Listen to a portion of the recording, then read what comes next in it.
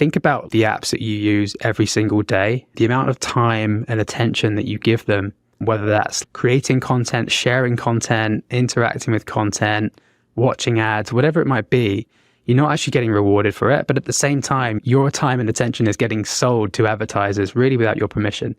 Ads are kind of like the necessary evil in the whole ecosystem. So actually, we've kind of flipped the model and said, look, your time and your attention is valuable.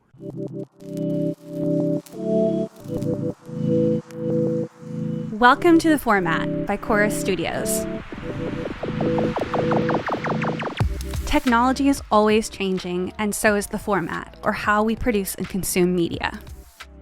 The Format is a monthly newsletter on Substack and a podcast, where I, Flo of Chorus Studios, talk to you, producers, co-hosts, founders, about the newest and the best practices in podcasting today and tomorrow. From technique to technology, we will explore what new AI tools are podcasters using and why. How to prep for a podcast interview as a host or a guest. Which mics are best for your budget? And even, what happens in your brain when you listen to a podcast? These are all questions I will be asking on The Format. So I hope you'll join me on The Format on Substack.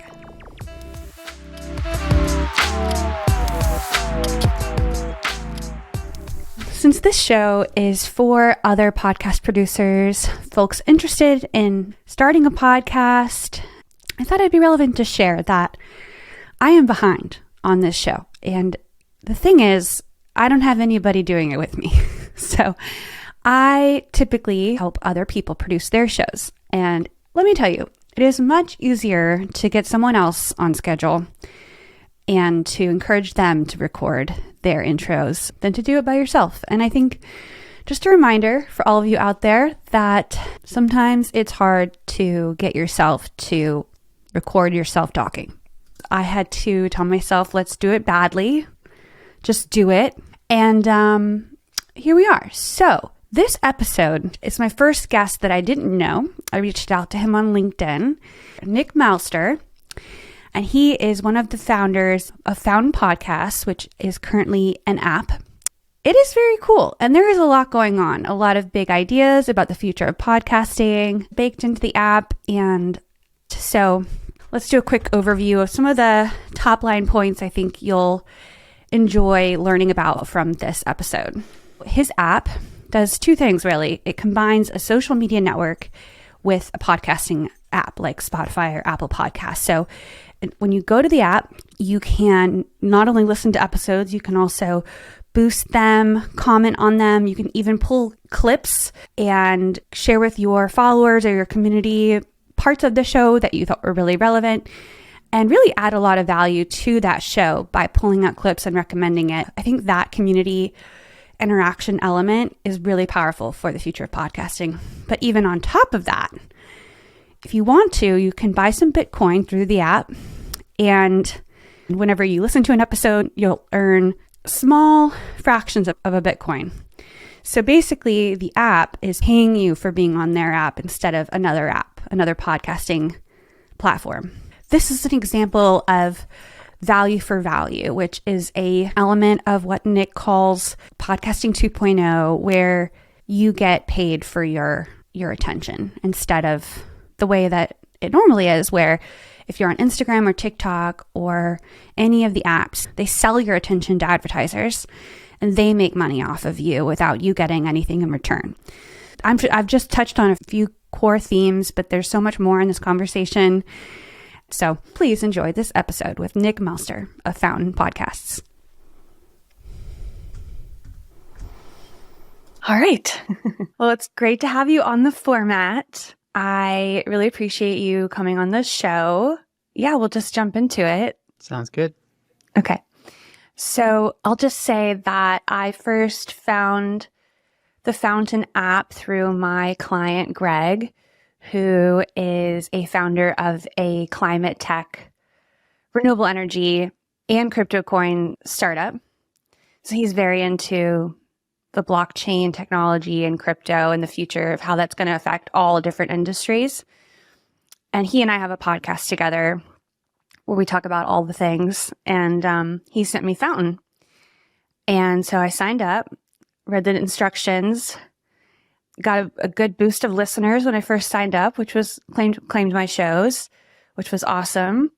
And then I started interacting and I put some money in my wallet, and it's been fun. It's such an interesting combination of all the things, a social network and a podcast streaming platform. So I wanted to talk to you because my show, the format is all about the future of podcasting, and everything's changing so fast. So I'll let you introduce yourself, a little bit about your background and your role at Fountain. Anything you want to share? Cool. Hi, my name's Nick. I am from London. I am, I guess you could say, a first-time entrepreneur and long-time podcast enthusiast. I started Fountain back in 2021. Like I said, I've always been into podcasts. It was during lockdown, and me and an old friend of mine called Oscar, we just started meeting up, talking about ideas for starting our own business. And he was really into podcasts too. We both agreed that podcasting hadn't really kept up with some of the other popular media formats. If you think about video, live streaming, gaming, looking at apps like YouTube and Twitch, and even social platforms like TikTok and Snapchat, podcasting was really behind. You know, people use podcast apps in a really functional, utilitarian way, right? You go onto the app. Some people just know it as like the purple app on my phone where I get the podcasts. You listen to them and then you close it, and that's it. And maybe you tell other people about podcasts, but there's very little social engagement and community that's happening in podcast apps. And it was around that time where we found out about what was happening with podcasting 2.0. And for those of you who are hearing that phrase for the first time, podcasting 2.0 is a movement that's designed to firstly keep free speech in podcasting, protecting from the larger apps like Apple, whose index of podcasts we've relied on for many, many years, protecting against them from sort of deplatforming you and censoring your content. So that's why there's like an open index of podcasts that any app can use to populate their app with the latest podcast episodes, which is called Podcast Index. So all of the podcasts in Fountain come from there. And the second part is, I think, more exciting. It's more about providing a common language for app developers to build tools and features in podcast apps that work across the ecosystem. So regardless of what hosting platform you're using to publish your podcast or which podcast player you're using to listen to podcasts, things like chapters and transcripts all work in the same way rather than working in a very specific way, which is kind of how Spotify work, right? So yeah, as part of podcasting 2.0, we really saw what opportunity there was to bring more community and engagement to podcasting. And one of the first features that we integrated was this thing called value for value. And that's basically the concept that if you want to show your appreciation for the content you're listening to, there's a really easy way for you to do it by sending a payment from the podcast app. So no need to direct someone to your Patreon or send them a PayPal link or buy me a coffee or anything like that that takes you out of the listening experience. You can just do it straight from your podcast app. And the specification for, this new feature was built on Bitcoin, which for me, I wasn't a Bitcoiner. My co-founder, Oscar, was. He was really interested in the idea. I didn't really take much convincing because I just thought, well, yeah, this feels like a really obvious solution to, I suppose, a problem that podcasters face or general creators face, which is like, how can I get paid or rewarded for the hard work that I put into my content? So we implemented that. We saw some amazing adoption within the Bitcoin community, lots of podcasts about Bitcoin or adjacent topics like trading, finance, the economy, all piled into Fountain to try out this new feature. And it was really exciting. So yeah, I guess that's the first part of the story. I love that. You did an excellent job sort of breaking down what blank space you're hoping to fill or you're working to fill with your app. And you're right. I mean, as a content creator and consumer and a lover of podcasts, even the analytics, aren't that great for feedback on your show. I mean, it's okay. They're there. They're just, I don't know. Sometimes you have to do a lot of digging to figure out, like, what did people like? And if you wanted to use that information to get sponsors or partners, it's a lot of work to figure that out. So I think there's a lot to be done in terms of like analytics for podcast content, and not just the bits, but even like the broader conversation or the people that are involved and some of the sort of contextual elements of what actually makes a podcast so amazing is the longer form, open conversation aspect. It's not just a little 1-minute commercial, So there's a lot of opportunity to do more, I guess, science and research about the impacts of podcasting. For sure. And I think I think everyone knows this. There's been a sort of surgence in popularity of podcasts. Everyone wants to start a podcast these days. But the fact is that 90% of podcasts don't make it past episode 3. And I think the reason for that is, just like you said, there's very little feedback that you get from listeners. Most podcasters judge their success based on downloads, which is a really horrible metric to measure your impact on, because downloads just aren't reliable.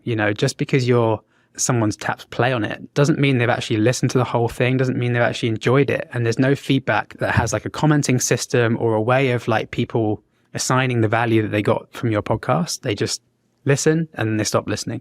And they're in a silo, they're not in a community. Yeah, exactly. And I think that if more podcasters like had that feedback and those words of encouragement from even just a couple of listeners, a couple of fans right at the beginning who've discovered it and like what they're hearing, many more would continue. So the way that you can support a podcast in Fountain, there's 2 ways. The first way is streaming, which is a word that we're familiar with anyway from, streaming services like Netflix. In Fountain, it's slightly different. We're talking about streaming money. So what that means is you can essentially pay a really small amount to the podcaster for every minute you spend listening, which is a really smart way of doing it because it kind of just works automatically in the background. You don't have to think about it. It's not like a fixed cost subscription to a podcast. The money's just flowing out in the background and you're only paying when you're listening, and you can choose to pay as much or as little as you want. You don't have to pay anything. So that's the first way. And the second way is by sending a boost. And a boost is just a comment with a payment attached to it. And I think this is where I get into, the feedback aspect, having a listener send you, even if it's just like $5 to say, hey, this was a great episode. Here are my thoughts on your interview with so-and-so. That means a lot to a podcaster, to an experienced podcaster or to a new podcaster, to actually hear from their audience. So yeah, when Fountain started, it was very much just like, go on the app, you can boost a podcast, the podcaster gets the money, they see the message, they're like, great, cool.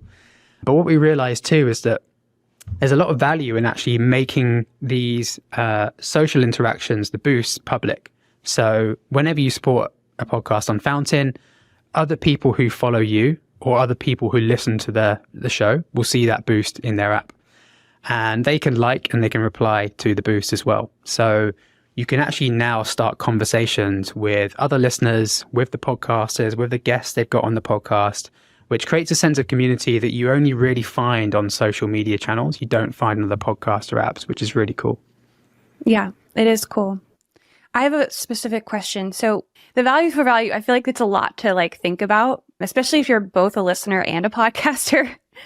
But as a listener, if I go on the Fountain app, I'm wondering if I just listen to content on the app, is there any like benefit to me or the podcast if I don't boost or give a like, do I have to do something for the value to accrue, or can I just consume? Are you talking about as a listener? As a listener. Yeah. So I think the important question to like address here, which is like, why Bitcoin? Because the payments in Fountain are powered by Bitcoin. The reason for this is because using Bitcoin allows us to do things with money that you can't do with traditional money. So I mentioned the streaming payments already. I haven't mentioned this, but you can also split payments. So similar, Sorry. The streaming payments are while you're listening, you send them some Bitcoin. Yeah, that's paying per minute. Yeah. But what if you're just consuming? Is there any value to that, to you or to them? For the listener, there is. Yeah, I'll get onto that in a second. Okay, sorry. we, yeah, so we use Bitcoin because it allows us to do micropayments and it allows us to split payments between several different recipients. So let's say for this podcast, you set up me as a split. That means that anyone who supports this podcast, the money is going to be divided between you and myself, which is a really nice thing because it means your guests are kind of incentivized to be part of the show and to share it as well. With regards to the listener, one thing we identified very early on was that this is a really cool technology and it is really proving that it's working. However, there are only maybe 100 million people in the world who have Bitcoin, which sounds like a lot, but compared to a global population of 8 billion, it's a very small amount. So there's obviously a barrier there, right? For the person who doesn't have any Bitcoin, how can I start using this app if I don't have Bitcoin? Which is why we introduced this listen to earn feature. So this was introduced in June 2021. What it means is you can listen to podcasts on Fountain and you have the chance to actually earn Bitcoin just for listening, which I think is a great thing because it means those new users don't have to top up their wallet. They don't need to do anything. They've already got some money in their wallet they can use to start supporting podcasts. And then the other way as well you can earn on Fountain is through likes. So I mentioned people can like your comments. We also have in the app clips and playlists. So we've got a really nice clipping tool that allows you to just create a short audio clip from any point in a podcast. You can also see the transcript of the podcast as well, which makes it really easy to clip. And you can also put those clips or episodes into playlists and other users can like them. So coming back to what's the benefit to the listener, I think there are several. Firstly, there's the ability to earn. Secondly, it's, the ability to connect with other fans and other listeners and join those conversations that weren't happening before. But I think the important one is actually discovery. Using the boosts and displaying those in the app and highlighting or circulating different clips and playlists that other people who have created is great for discovering new podcasts. And I think that's actually a really big problem because there's over 4 million podcasts and there's only a certain amount of time in the day that you have to listen to them. And you probably get recommended new podcasts from your friends all the time. Rarely do we actually follow through and listen to those podcasts. But if you have a feed of content where you can see that people that have supported a podcast or shared a clip from a really interesting part of the podcast or made a playlist on something which they're really passionate about as a subject, you're much more likely to go and check it out because you're already in the app. So I think that's the main one of the main benefits for listeners. And that, of course, is a double-sided benefit. It also really benefits the podcaster. So for someone like yourself, the call to action is not just hey, go and listen to my podcast on Fountain and support me, and you could potentially earn some money as well just by listening. It's, help me grow the show. If you really love what I'm doing and want it to continue, want to bring more listeners in, go and create a clip, create a playlist of my best episodes or best clips. And that helps me reach new listeners. Hey, it's Flo. Are you or your business thinking about starting a podcast? Chorus Studios is scheduling into 2024 and has a few spots left to help you produce your show. So head to our website at chorus-studios.com and fill out the contact form to start a conversation. Cool. Yeah, that is very exciting that you can just earn Bitcoin by listening to shows on the app.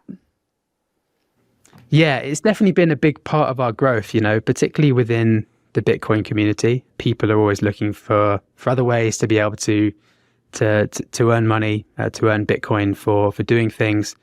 And, I think the reason that we do it is think about the apps that you use every single day, the amount of time and attention that you give them, whether that's creating content, sharing content, interacting with content, watching ads, whatever it might be. You're not actually getting rewarded for it, but at the same time, your time and attention is getting sold to advertisers really without your permission. Ads are kind of the necessary evil in the whole ecosystem. So actually, we've kind of flipped the model and said, look, your time and your attention is valuable because, we appreciate firstly that you could be listening to podcasts elsewhere. But secondly, we also know that your contribution to the Fountain community by commenting on shows and clipping stuff and creating playlists, it benefits other users. So, which is why we incentivize it. That is so awesome. And I feel like I have a better understanding of how the app works, and then also the value for value model in general, which I'm still wrapping my head around because, like you said, it's a flip. You're flipping everything. So I think as a user, it takes a minute. Yeah, it definitely does. I think that where listeners come from as their starting point is, well, I'm already listening to podcasts for free. Why would I want to pay for them? And what value for value says is, it's completely your choice if you want to pay for the podcast or not. But like I said, it's really thinking about what you can do to help the podcaster, even if not with any significant financial support. Just the act of sharing their content with other people really benefits them and also benefits you, because it means that the content that they're making is just going to keep on coming and it's going to keep on increasing in quality. The guests will get better and everything really goes from there. But this idea of value for value is not exactly new. Like, I don't know if you're into music. I'm big into music. One of my favorite bands is Radiohead. And I always talk about the example of their In Rainbows launch. I think this was back in, when was it? I mean, I was still at school. I think it must have been maybe 2008, 2009. They launched In Rainbows and they said, hey guys, we're putting this album out for free and we're putting it on this website. Here's the download link. You can choose to pay however much you want for the album. You can pay 1 cent, you can pay $100, you could pay $1,000. It's up to you. And they released the sort of CD and digital copy 2 weeks later. And what they found is they actually made more money through those first 2 weeks than they did for their sales for the entire previous album, which I think goes to show a lot, because it really, if you appeal to people's best interests and you say, look, guys, it's up to you, but if you support us, this is how it benefits you and how it benefits us. People, I think, warm to that idea. And it definitely does take, some getting your head around as a user. Like I said, coming from that point of podcasts are supposed to be free. But the other thing too is that I think, listeners intuitively know that for the podcast to be free, the podcaster has to make money somewhere. And that's either by putting ads in their podcast, which I think is something that most listeners don't want. It could be that they're trying to sell you some like online course or do an event or, many other different avenues they have. But really, if every listener just contributed a small amount, you could keep the podcast ad free forever and there would be no kind of additional requests or distractions where the podcast is sort of chasing different revenue streams and compromising on the quality of their show. Yep, that's true. I mean, I don't really do like creative stuff for the heck of it anymore because it doesn't pay.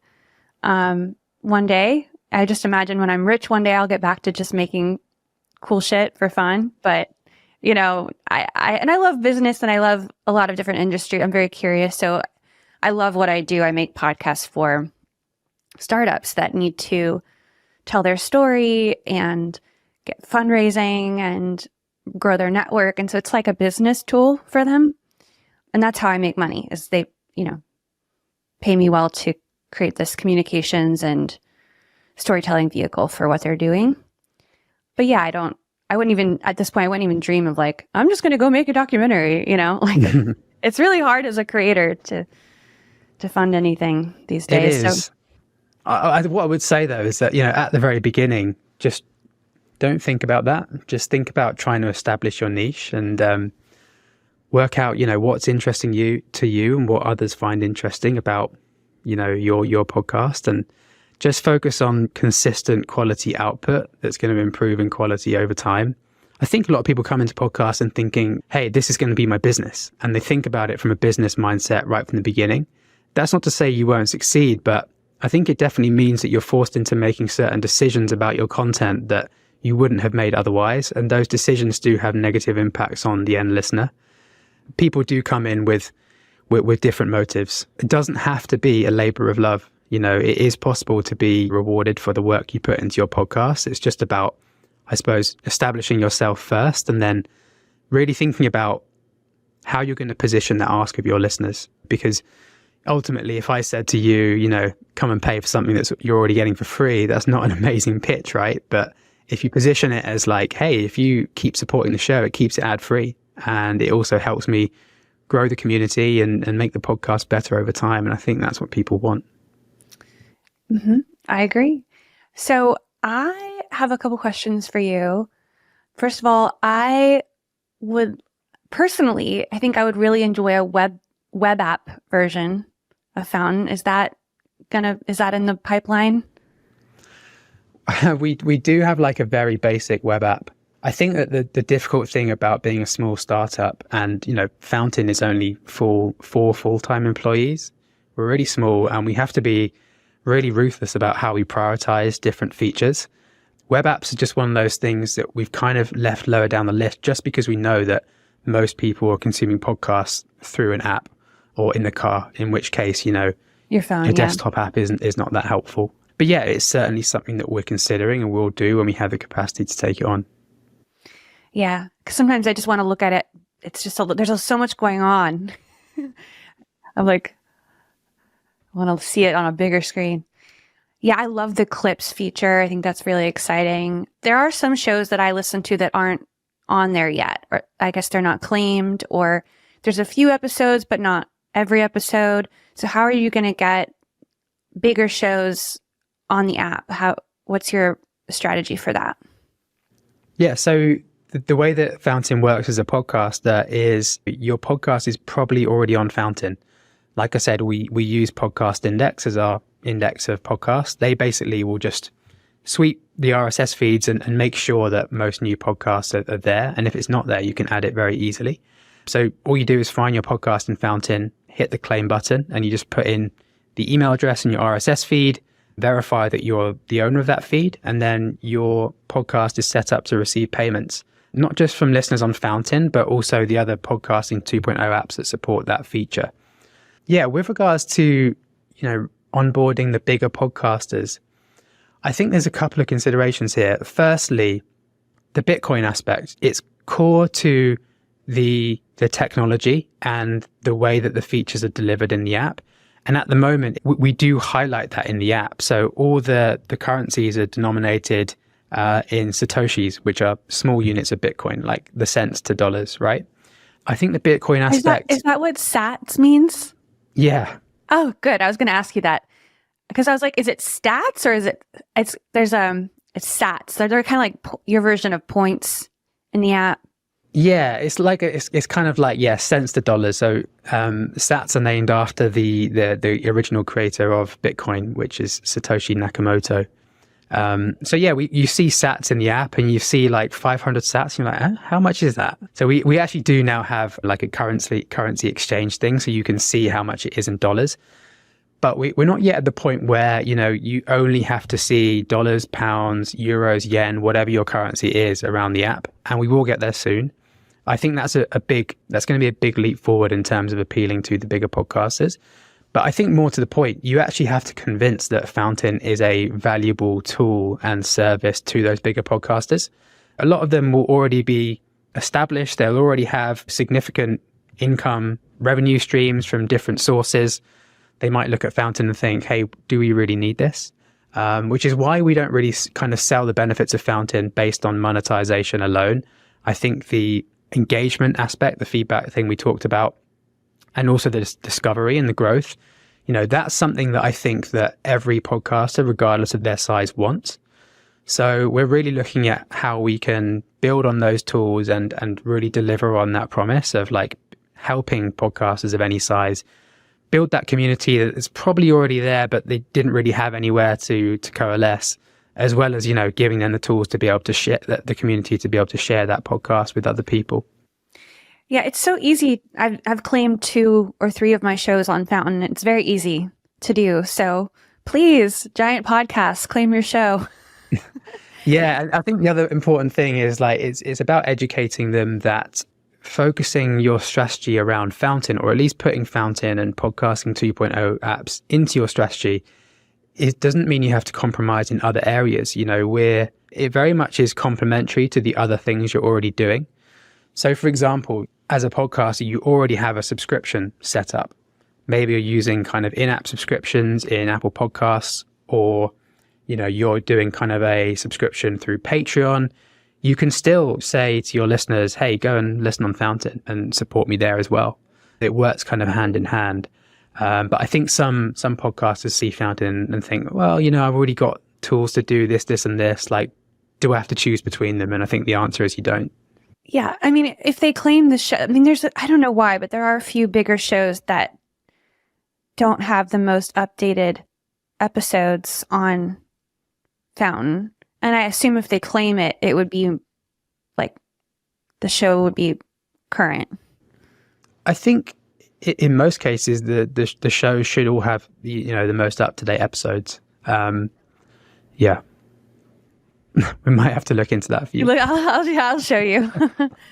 Because that was one thing I was a little bit frustrated by. I was like, I have my 4 or 5 kind of go-to. Some of them are pop culture, more like, not work-oriented. And then others are a little bit, I don't know, they probably have a lot of listeners, but they do Patreon. So they obviously want that support from their community.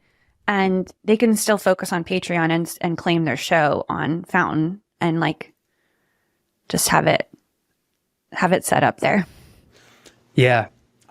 I've always been a little bit skeptical about Patreon because, at least the creators that I know who use Patreon, they have to spend so much time creating additional content for their patrons.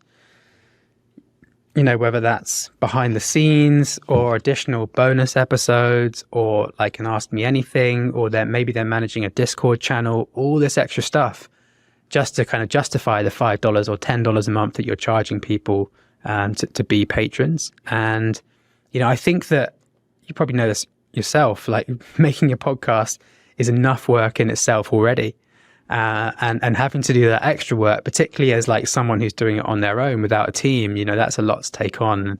You're much more likely to burn out by trying to do that. And I think that what we're trying to achieve with Fountain is a much more organic approach to monetization, where all we're really asking the podcaster to do is just say, hey, listeners, help, support me, help me grow the show, join in the conversation by listening on Fountain. And you don't have to do all that extra stuff. Yeah, I feel that because I've thought about it and I'm at this point, I have to prioritize my clients because that's how I make money. And I love my work, but also anything I do on the side is very much on the side. And I don't want the quality to go down. So I can only do so much on the side that's going to be of a high quality. So I've decided to try out Substack because it's kind of like Medium meets Patreon. And I mean, it'd be nice if I had paying subscribers, but that's not really, please pay for a subscription on my page, the format. But, I don't know. It's just nice to have a blog component to the podcast that it's that's kind of how I view the format, is sort of like a audio blog / regular blog for podcasters. But yeah, I thought about Patreon and I just thought that's going to be a full-time job. Kind of like YouTube. YouTube's a lot of work too. So I think Fountain is great because you can earn Bitcoin by just consuming. And I think that's freaking massive. Even if it's a teeny tiny amount, that's so great. Yeah. I mean, we know that there are a lot of skeptics about Bitcoin because it's maybe not seen by some people as something that they can trust, which, we understand. I was there at one point. I had the same views. I wasn't really interested in it at all. But we do really passionately believe that in the future, not so far from now, we will see Bitcoin integrated into more everyday products and services that we use every day. And we're also big believers that Bitcoin will become standard money. Without wanting to go into it too much, if you look at the monetary policy of major economies, the amount of money they're printing, the inflation issues that they have, Bitcoin is a solution to that. It is designed to be anti-inflationary. And it's trackable. And it has properties that traditional money doesn't have. And I think that it's going to be a long journey to get there. We're 13 years in to Bitcoin. We're still very early. I think in 26 years, we should hopefully see more countries adopting Bitcoin as a standard. We've already got one now, El Salvador, a nation state that adopted it back in 2021. And I think that really, it proves to people that actually Bitcoin is not like other cryptocurrencies. It's in a category of its own, and it's really deserves our attention as something that we should take seriously, that can solve more problems than I think most people really give it credit for. Yeah, I'm more familiar with the value of the blockchain in general than what makes, I know Bitcoin, you have to mine it. So there's like a value to that. But other than that, I'm not really sure what makes it different than other cryptocurrencies, except that people are really excited about it and it's like proliferating. So yeah, I think that the main thing is that it is truly decentralized. It's a network. It's not a company who has a token who is able to produce more of them or manipulate how the network functions and what the rules of the network are. Bitcoin is beyond any single point of failure or control, which I think is what makes it so powerful and actually means it cannot be stopped. So yeah, let's see. Thank you. I had heard that from my client, Greg, because he's really into all the blockchain things. And I'd forgotten that it's actually truly decentralized in terms of management, and ownership versus was it FTC? Are you talking about FTX? FTX, yeah. FTX had one owner, and so they got away with some bullshit. So for a little while. Yeah, that's a really bad advert for cryptocurrency, I think. That's the problem. I think that Bitcoin suffers from a publicity problem because of the association with other cryptocurrencies. They don't have a very good track record, and I think that our track record in Bitcoin does get tarnished as a result, as people kind of see them as one of the same. And I think there's been things in the world of cryptocurrency that have caused people just to not take it seriously. When you look at NFTs, for example, paying silly money for some monkey pictures, right. And you look back on that now, and you can just see, so many people's lives were ruined by that because it was kind of sold as this get rich quick scheme. It was really bigged up to be the next big thing, and it was very, very clear that it wasn't. And people have been personally affected by that, and it's sad to see that. But yeah, I think, sadly, these lessons have to be learned by someone along the way for us to be able to move forward towards what the true answer is. And I think, to your point, the true answer is decentralization, dispersed power, the blockchain that keeps track of who owns what when in terms of the coin is disseminated among, I don't know how many people, but lots and lots of people and places. So one person doesn't control it, which makes it much more stable. Exactly. So that's exciting. I think, and I think the other thing is, money, like printed money, is still very analog, even though we have bank accounts and we have digital versions of it online, but compared to blockchain, it's still very analog. We don't track each dollar. I guess technically they do, but it's not in a computer base constantly being updated. So yeah, I think the biggest problem with traditional money is that it's infinite in supply, right? So I mentioned about the US Central Reserve printing loads of money, particularly during the pandemic, to provide kind of liquidity relief to people struggling or to businesses for grants and stuff. At the time, everyone was celebrating that, but I think no one really realized the impact that it was going to have on the economy. And I think if you look at the last, 12 months, the impact that's had on inflation, it's been significant. And yeah, I think we'll look back at that period as being like, wow, the governments were really mismanaging the economy, and they were really trying to satisfy these targets that weren't really set up to serve the broader population. So yeah, we're living in interesting times. I think that's Keynesian economics. Right. To fill the economy with more money. Indeed. when I worked in Congress when Obama got elected, and everybody was, it was 2008. So it was the recession. I don't know what we call it, the recession, I guess. And everybody in the office for the congressman I worked for was debating economic policies for dealing with a recession. So that's where I learned that. Throwing around big words like Keynesian economics. Well, I think this. Oh, I have one more question for you. I went in to add money, and it was a pretty big chunk. It was like $40 or $50 that I had to put into the app. And I did it. I put in the $50. But is there a reason why you have to put in that amount to get started, or did I misunderstand it? Yeah, so we've talked a lot about Bitcoin, but it is important to say that you can top up your Fountain wallet just with your bank card. We actually work with a payments partner called MoonPay who manage this service for us. So in order to top up with a bank card, you just have to sign up with them, hand over a couple of details, and they basically enforce the limit, the minimum of your $50 okay. or whatever it is.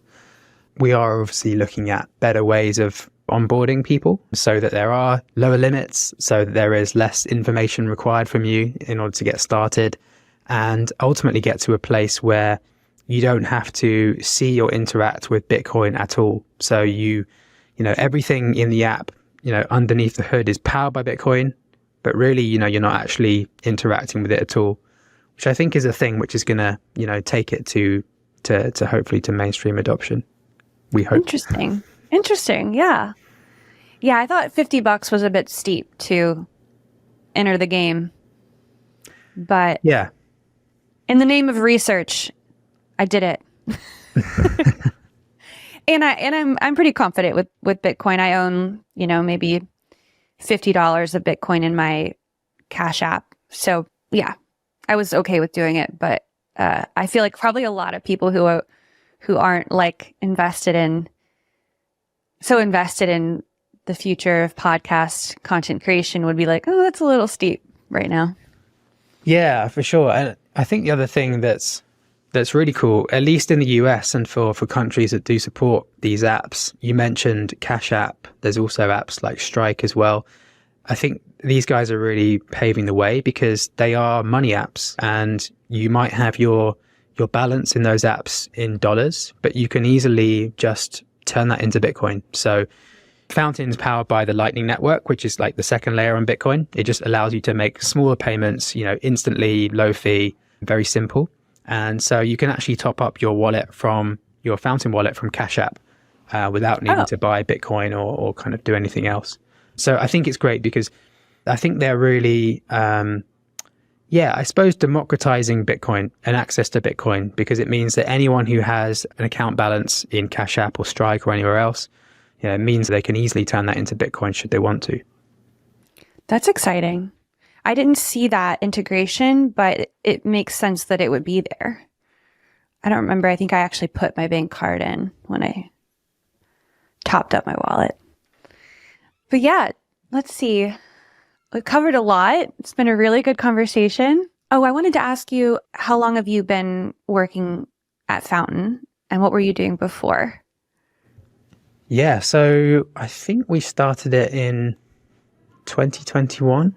Might have been late 2020, around about that time. So before that, I started my career in London in advertising. So I was working in creative design agencies, digital agencies. And yeah, after some time doing that, I decided to go client side and I started working at Nike.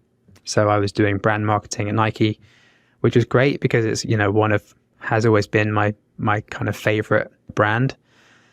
And that was a great experience. And actually, it's a shame because a lot of that time was in lockdown, sorry. I didn't necessarily get the full experience, but the times where I wasn't in lockdown were great because, you were just meeting athletes and shooting content with them. And I think also just being part of the Nike culture. I don't know if you've read Shoe Dog. It's a great book by the founder, Phil Knight. I always recommend that book to people. It's an amazing story about how Nike began. But it's really cool that all those principles of how they approach work, they're still very much alive in the company today. And that's definitely something that I kind of took from Nike when starting Fountain, was like the importance of having that really strong culture. And then, like I said, it was really in lockdown that I sort of had a bit more time to explore what I'd be doing next. And I think kind of just by chance it ended up being Fountain. Like I said, it was kind of right place, right time. It was, everything kind of just came together. And we're now sort of 2.5, almost 3 years in. Still a long way to go, but really enjoying it. What specific thing did you do at Nike? You said create content? So brand marketing. So it would be, Nike's really big on membership. So it was a lot of content creation or kind of events or exclusive opportunities for Nike members in London. And working a lot in football as well. So that's the majority of the work that I did there. So kind of managing people, relationships, language. Yeah, I mean, well, look, it's a massive matrix organization of 77,000 people. So it was a massive shock from coming from the world of advertising when I was in, an agency of sort of 30, 40 people. So a lot of it was quite political, quite bureaucratic. It was definitely a learning curve, being exposed to all the politics and bureaucracy of a bigger company. And definitely I learned a lot from it. But I always prefer to be a part of like a smaller team who can move faster and has a bit more freedom. So which is why I enjoy what I'm doing now. So what was your sort of bread and butter skill set that you had at the agency? Where I'm just trying to get like, what kind of actual things were you doing? Were you like an account manager? Were you like, what were you actually doing? Yeah, I was an account manager. So, okay. I started at a design agency in London called Pentagram, and part of my role there was actually managing a sustainability charity, which was really interesting. That was a kind of a very mixed role of, community management, social media, content creation, strategy work, events. And then in the world of advertising, I kind of became client services, which is the intersection between the people working in the agency and then the client you're working for. And that's a really interesting role because you're always trying to be the sort of diplomatic middleman in how you approach business. And it's great because I'm quite a creative person. You get to work really closely with the creative teams. You get to work a lot on strategy. So when you're working with clients, advising them on actually what their needs are and like what their objectives are, and kind of building briefs around those bases. But I think also the fun thing was just spending time with clients. One of my main clients was Adidas, and we, shot campaigns around the world. Adidas, they're based in Germany, in a little town not far from Nuremberg. And I spent a lot of time there. I spent a lot of time traveling with them, and that was a lot of fun. But yeah, I think it does. Years in advertising does take its toll on you. It's a hard business, especially. Yeah, it's a stressful business sometimes. Yeah, it can be, and I think that it's not like how Mad Men depict it, right? It's not quite like that, but there is almost like you kind of like led into the belief like the more you put into the job, the more you get out of it, and I don't think that that's true. I think there are sort of diminishing returns, and I got to the point when I was like, wow, I care way too much about this. I'm not getting paid enough and I do not have equity in this company. Why do I care so much? And so I guess that's when my mentality sort of shifted. I always knew that I wanted to start my own business at some point. It took sort of 3 years at Nike in between the agency and starting Fountain for me to just sort of figure out what that was. But yeah, I definitely hit my limit working in advertising, and I'm glad I'm not in it anymore. Now you can use all those experiences and the confidence you have around managing and helping to manage big brands to develop your own brand. Exactly. Fountain. Where did the name Fountain come from? I don't really know. I I had an idea, but I'll let you answer first. Well, I think actually where it came from is, because a fountain, if you think about how a fountain works, it's kind of like a circular system, isn't it? The water goes in through the that's bottom. what I was thinking. The water goes in through the bottom, then comes out through the top, and then goes round and round. And I think that's kind of how a fountain works, right? The money circulates in that same pattern. You can support a podcast and send some money. You can then listen to a podcast or create clips and earn some money. And that money you earn can then go back out. So it is kind of a kind of a closed, a closed circular economy in that way. Yeah, I think that you named it well, because that's what I thought, and without you telling me that. So good to know. I think job. Actually another thing that made us think that fountain was a good name was the phrase like fountain of wisdom or fountain of knowledge. Because I think that the having the clips and the playlists, being able to have all the hours and hours and hours of podcasts just sort of like concisely cut down and accessible for you, so you don't have to go looking for them. It gives you better access to sort of educational resources and stuff that you would struggle to find otherwise. So we kind of like that as well. I love that.